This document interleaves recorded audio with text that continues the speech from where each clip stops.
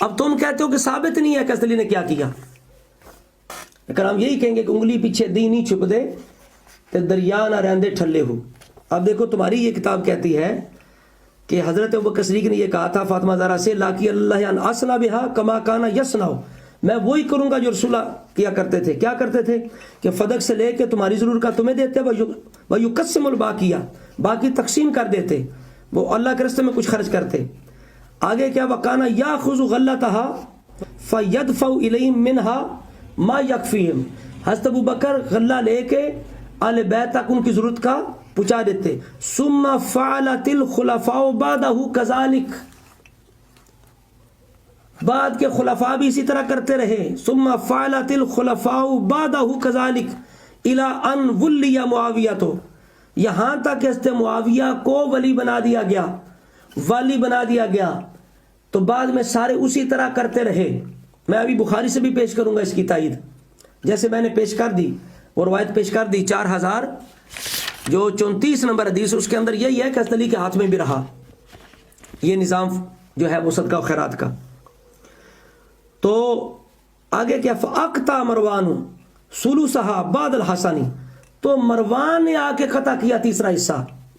یہ بھی تمہارا جھوٹ ہے کہ عثمان نے دے دیا مروان کو، کوئی روایت تم بسند پیش نہیں کر سکتے۔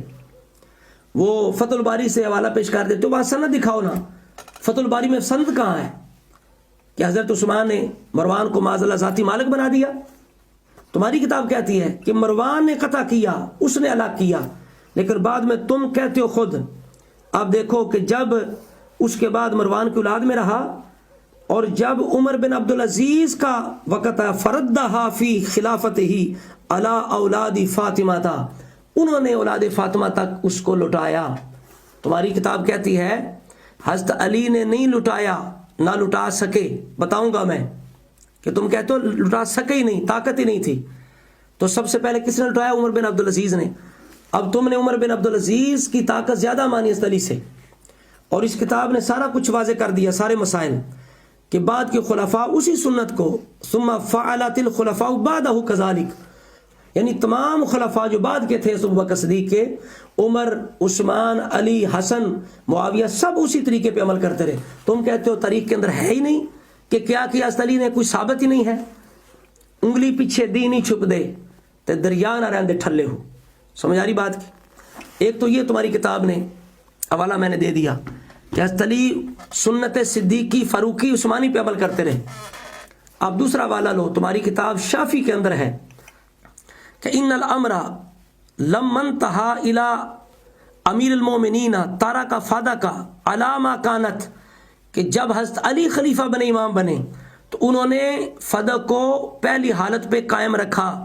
ولم یجعلھا میراثا لولد فاطمہ تھا، انہوں نے اولاد فاطمہ کی اسے میراث نہیں بنایا۔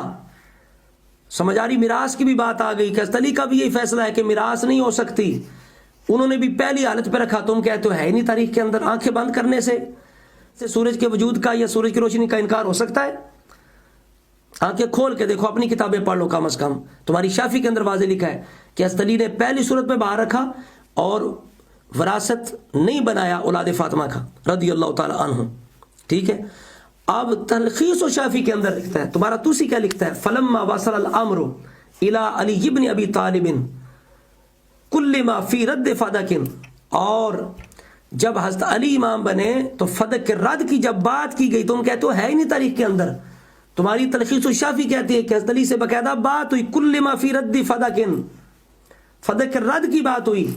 آپ نے کیا کہا؟ انی لا استحی من اللہ ان ارد شیئا مانا منہ ابو بکر و امدہ عمر، کہ مجھے اللہ سے حیا آتی ہے کہ جس چیز سے ابو بکر منع کریں، عمر روکیں، میں اس کو واپس لٹاؤں، مجھے اللہ سے حیا آتی ہے۔